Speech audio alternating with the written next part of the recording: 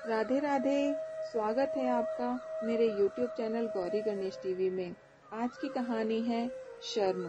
जैसे ही सुहानी का MBA का आखिरी पेपर हुआ, उसके दूसरे दिन लड़के वाले उसे देखने आने वाले थे। उसके मामा जी ने यह रिश्ता बताया था। उन्होंने बताया था कि परिवार में सभी का स्वभाव बहुत ही अच्छा है। सभी लोग पढ़े लिखे हैं। लड़का डॉक्टर है एवं लड़के में कोई ऐब भी नहीं है।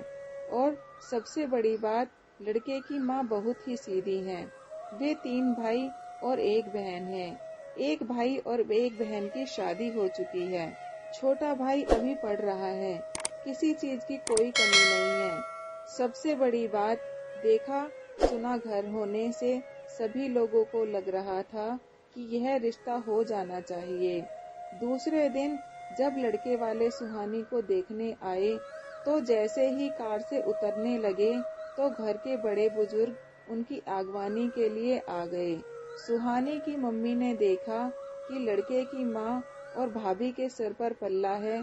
उन्होंने झट से अपने सिर पर पल्लू रख लिया। सुहानी की मम्मी सर पर पल्लू नहीं लेती थी। वैसे भी आजकल कौन लेता है सर पर पल्लू, उसमें पढ़े लिखे लोग तो बिल्कुल ही नहीं लेते।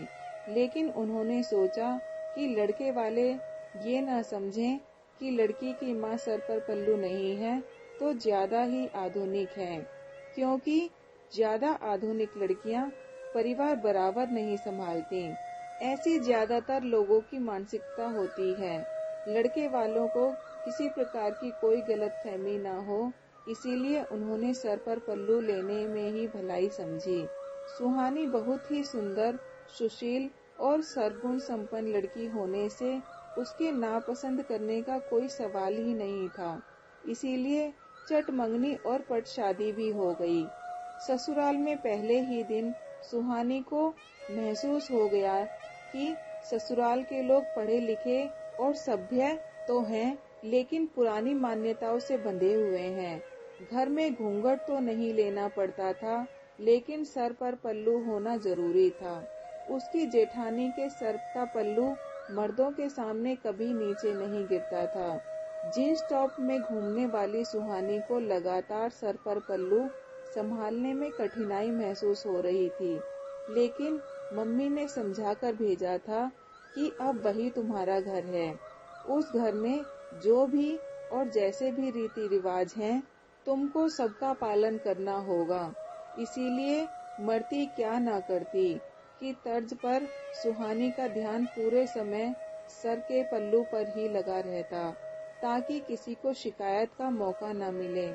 यदि घर के मर्द सामने नहीं हैं, तो कंधे पर पल्लू रख सकते हैं। लेकिन यदि सुहानी किचन में काम कर रही है और किचन के सामने जेठ या ससुर जाने लगे, तो सासू जी सुहानी को झट से पल्लू सर पर लेने का इशारा करती। ऐसे वक्त सुहानी को बुरा लगता कि 1 मिनट में तो वह चले भी जाएंगे। ऐसे में मैंने सर पर पल्लू नहीं लिया तो क्या हुआ, लेकिन सासू जी नाराज न हो जाएं, इस डर से वह बराबर सर पर पल्लू रखती थी। चौथे 5वें दिन तो उसने साड़ी के पल्लों को सेफ्टी के पिन से जोड़ लिए थे। एक बार तो पल्लू बराबर करते वक्त पिन लगी होने से साड़ी ही थोड़ी सी फट गई। तब जेठानी जी ने कहा, पिन मत लगाया करो, धीरे धीरे ऐसे ही आदत हो जाएगी। उसने प्रवीण से भी इस बारे में बात की तो उसने कहा, यह तुम लेडीज का आपसी मामला है, मुझे इन सब बातों से दूर रखो। वैसे भी तुम खुद पढ़ी लिखी हो, मुझे पूरा विश्वास है कि समस्या का समाधान तुम खुद निकाल लोगे। सुहानी सोचने लगी कि पति महोदय ने अपने आप को बहुत ही सरल तरीके से समस्या से अलग कर लिया। अब मुझे ही कुछ करना होगा। लेकिन वह अपनी सास को नाराज भी नहीं करना चाहती थी। सुहानी ने देखा कि घर के सभी मर्द घुटनों के ऊपर छोटे छोटे बरमोड़े पहनकर रहते हैं।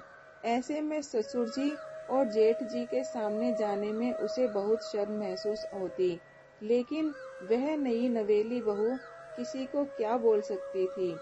गर्दन और नजर नीचे करके वह चुपचाप अपना काम करती रहती, लेकिन उसके मन में लगातार मंथन चलता रहता कि यह कैसी रिवाज है कि बहू काम से वक्त पर सर पर पल्लू रखे और मर्द घुटनों के ऊपर छोटे छोटे बरमूडों में बहू के सामने खुले आम घूमे। 15-20 दिनों के बाद की बात है। सुहानी पकोड़ों का घोल बना रही थी। उसी समय ससुर जी किचन के सामने जाने लगे। सुहानी के हाथ बेसन से भरे होने से उसने सर पर पल्लू नहीं लिया। उसकी सास सुहानी पर गुस्सा हो गई। यह क्या बहू, बड़े बुजुर्गों का कुछ मान सम्मान है कि नहीं? तुमने सर पर पल्लू क्यों नहीं लिया? मम्मी जी, मेरे हाथ भरे हुए थे तो मैं कैसे सर पर पल्लू लेती? जब तक मैं हाथ धोती तब तक पापा जी चले भी जाते। सर पर पल्लू लेने के एक्शन तो कर सकती थी। उन्हें तो लगता कि बहू सर पर पल्लू ले रही है, यह बड़ों का सम्मान होता है। आखिर शर्म औरत का गहना है। सुहानी की सहनशीलता जवाब दे गई।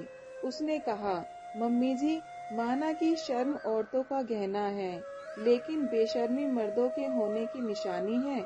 सुहानी, यह तुम क्या बोल रही हो? हाँ मम्मी जी, क्या आपको नहीं लगता मुझे घुटनों के ऊपर छोटे छोटे बरमोड़े पहने हुए घर के बुजुर्गों के सामने जाने में शर्म नहीं आती होगी?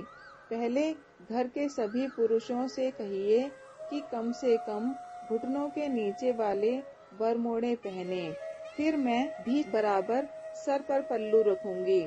सुहानी के ऐसा कहने पर सास को बहुत बुरा लगा।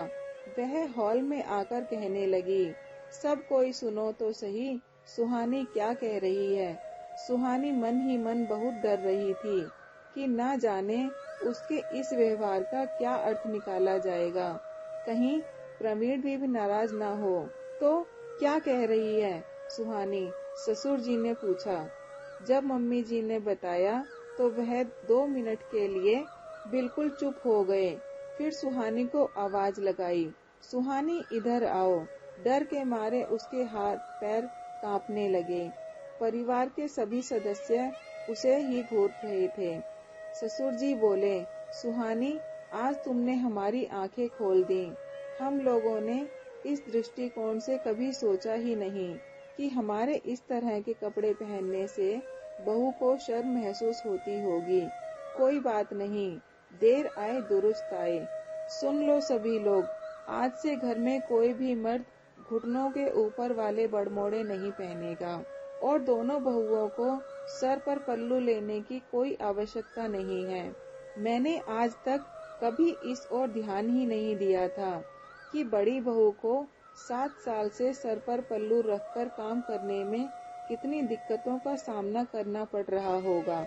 सच में शर्म औरतों का गहना है, लेकिन बेशर्मी मर्द होने की निशानी नहीं है। धन्यवाद दोस्तों, आपको यह कहानी कैसी लगी कृपया कमेंट बॉक्स में जरूर बताएं और मेरे चैनल को लाइक करें, शेयर करें, सब्सक्राइब करके बेल आइकन के बटन को जरूर प्रेस करें, जिससे आने वाली हर कहानी आप तक सबसे पहले पहुंच सके। मिलते हैं और नई कहानियों के साथ। राधे राधे।